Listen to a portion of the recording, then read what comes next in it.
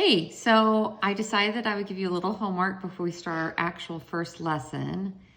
And what I'm gonna have you do is make a color chart. It comes with one, and you can certainly do this one, but I also think it's kind of nice to take the paper you're gonna be working on and create a color chart, and it kind of gives you an idea of how the paint is gonna react on the paper that you're gonna be using. So you can see that I drew lines, and I wrote down what each color is, and you can just kind of, we're gonna put them on this chart. And it's just kind of a fun way to get going with your paints. The supplies that I used are a Sharpie. This is just a normal Sharpie. That's what I use to draw the lines. It's important that you use something that is waterproof or permanent.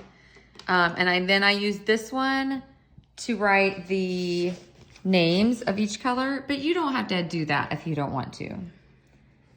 But make sure that it is not a water soluble pen. Make sure it's a permanent pen if you're gonna use it.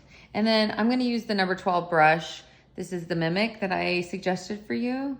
So, and then I'm also using this little spray bottle, and I already sprayed the paints. You just kind of go over them like this. So let's go ahead and get started.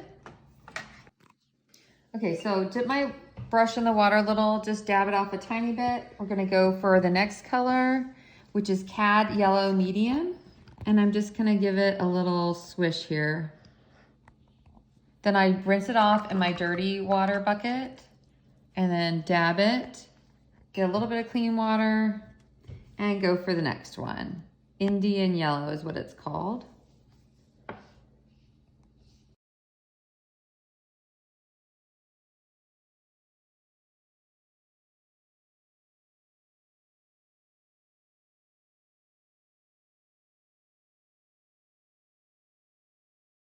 Okay, so we're almost done.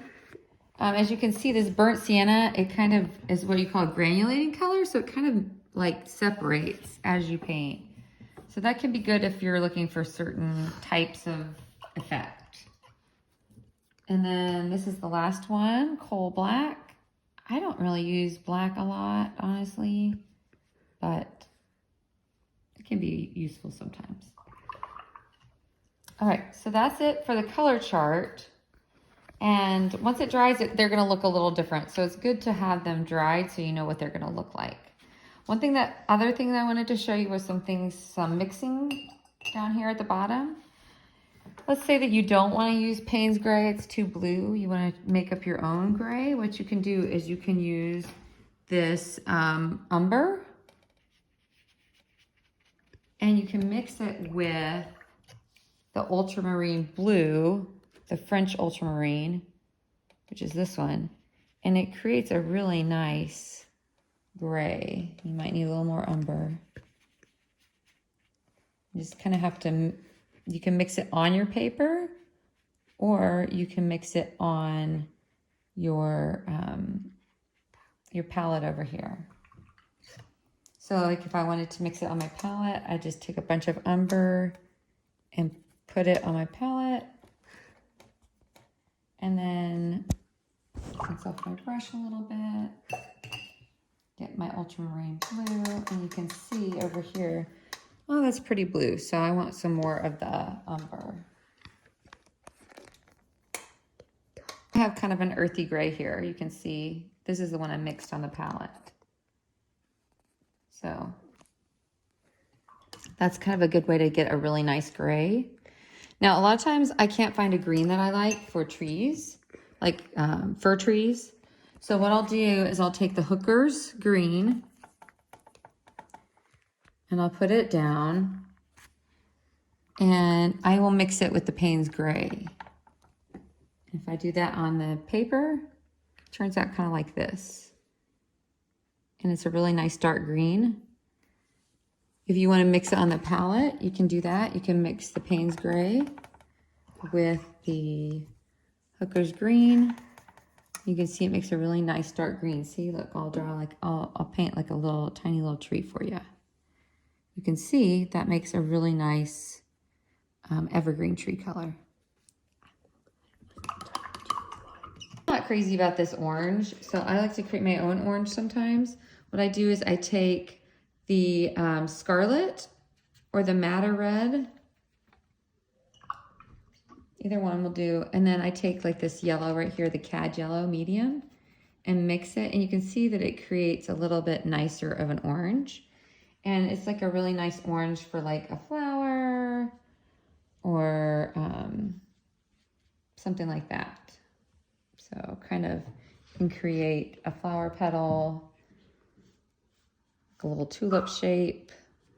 There you go.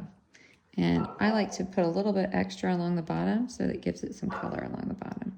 But you can see that that is a nicer orange than the one that comes in the set. Here, I'll show you, compare the two. The one that comes in the set is, okay, sometimes you may not have this bright green in your palette. So a good way to make a bright green is to have your yellow, like a real bright yellow like that. And then use like a darker green, like we're using, and you just kind of mix those up, and it kind of gives you like a really nice springy green. As you can see, that'd be a really great color for some grasses.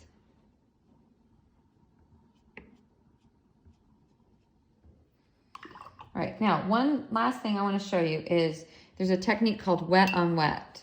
And so what you do is you just have like a little area that you want to be painted, and then you take your paint. I'll just take this real dark green since we already have it mixed up, and you just lay that on there, and look, as you can see, it kind of just goes down the whole thing. And if you want it to move around, you can pick your paper up and move it around.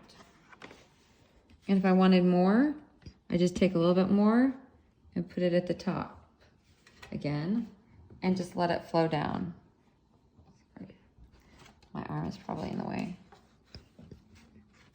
And you can see how that just kind of flows down.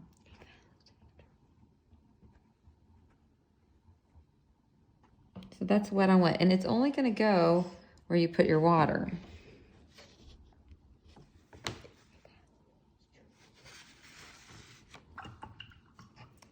So that's a good technique to use when you're making like trees in the background or clouds, skies. Now, this one's called wet on dry. So what you're going to do is you're going to take the wet paint, and I'll show you here. I'll just use this petal, and it's going to be quite a bit different. See, you're painting on the paint is wet, but your paper is dry, and so it just creates a much different effect. So that is what I'd like for you. Okay, we're gonna change to, are you gonna face me? So this is just some stuff I want you to play around with until we have our lesson, and feel free to use your other brushes. Hope this was kind of fun for you, and thank you to my cameraman, Colton. Bye.